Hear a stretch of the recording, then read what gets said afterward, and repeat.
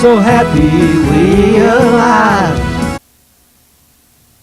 Good evening, and welcome to Louisville Late Night.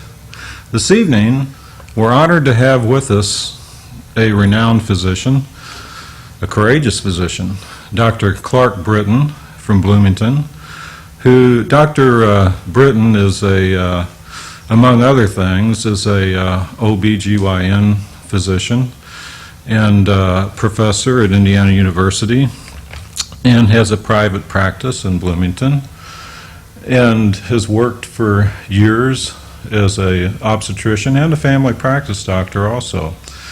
He most recently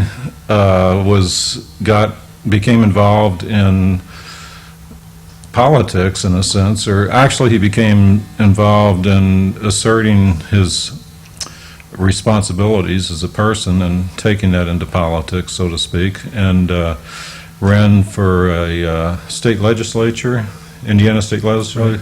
Is that Area 61? Yes. Area 61. And did very well, was not quite elected, but got 25% of the vote on the Libertarian ticket, and I think that was the biggest vote that an independent got in the election last fall.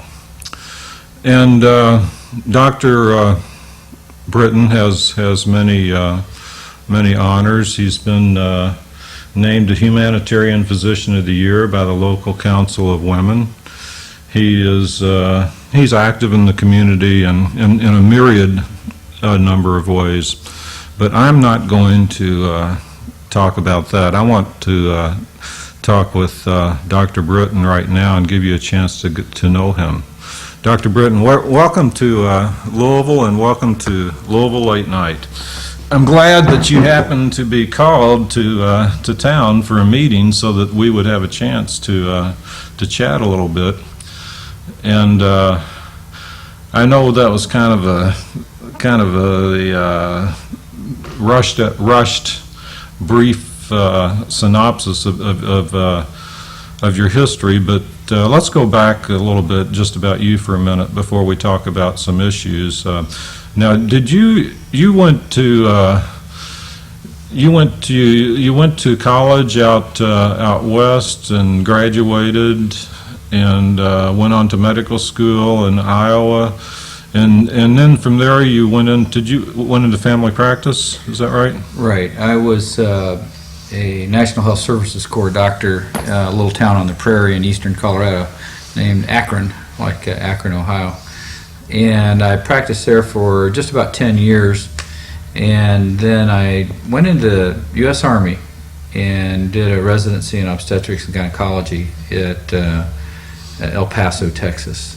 And served for 3 years in the Republic of Panama after that, and then for about a year and a half in San Antonio, Texas, and then moved to Bloomington with my family, where I've been since the fall of '98, where I practice gynecology in Bloomington.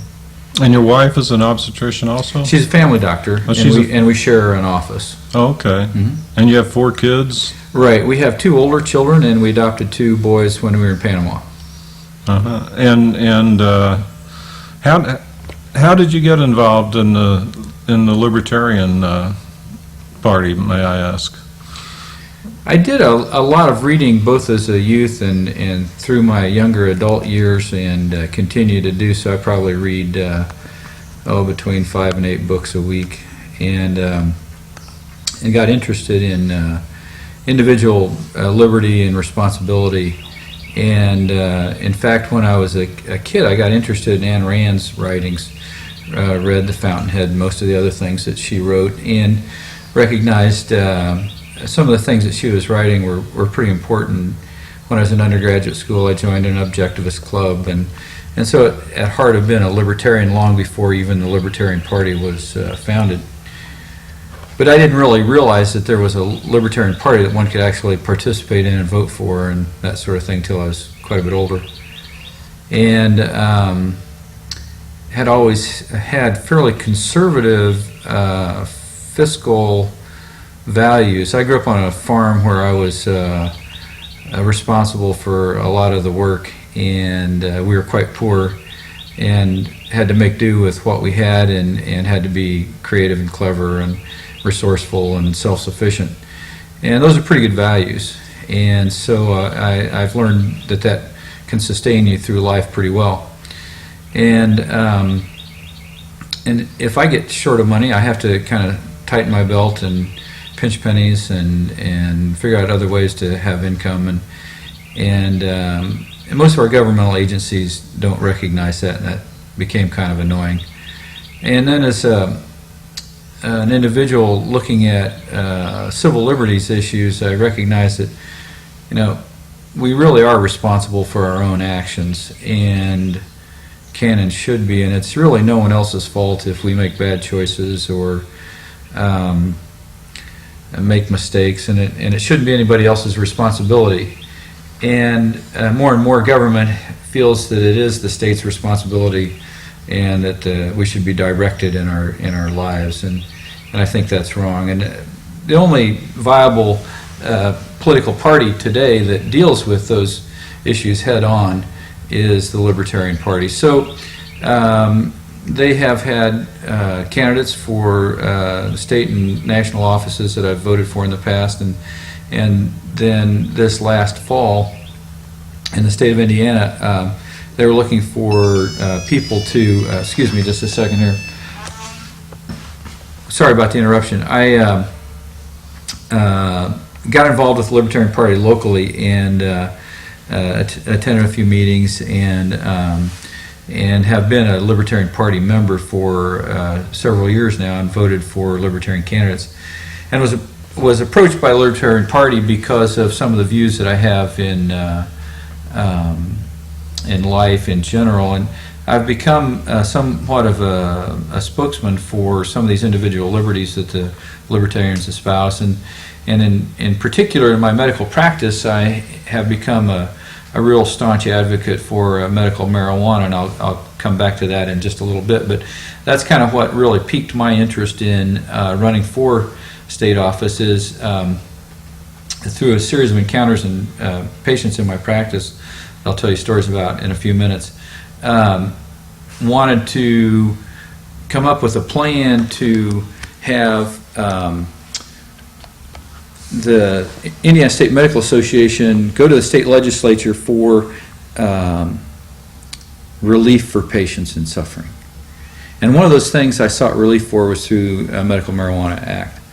So I went to the County Medical Society and asked them to support a resolution to take to the Indiana State Medical Association for medical marijuana. The Indiana State, the local medical society said, we can do this, but we want to have a majority of the members of the society vote for it. And without any kind of politicking or educational effort or campaigning, I was able to get 47% of the members to vote for this. It wasn't enough for the executive board to say, well, we'll back you on this. So I went ahead and did it on my own. I went to the Indiana State Medical Association on my own with a resolution for medical marijuana that they take to the state legislature. And the reason I did this was because I've had several dialogues, and I've written a lot of letters to the editor, op-ed pieces for local and regional newspapers on this issue. And I went to the Indiana State Legislature's House Majority Leader, a guy named Mark Cruzan. I said, you know, here's my idea, and I think that we can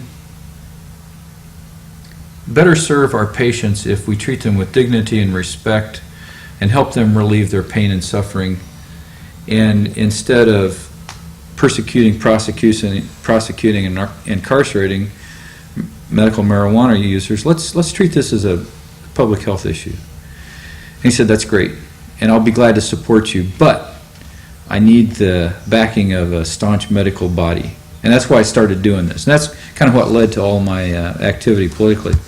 So anyway, I went to this Indiana State Medical Association in September and said, you know, I'd really like to do this, and they wouldn't even get it out of committee. But I went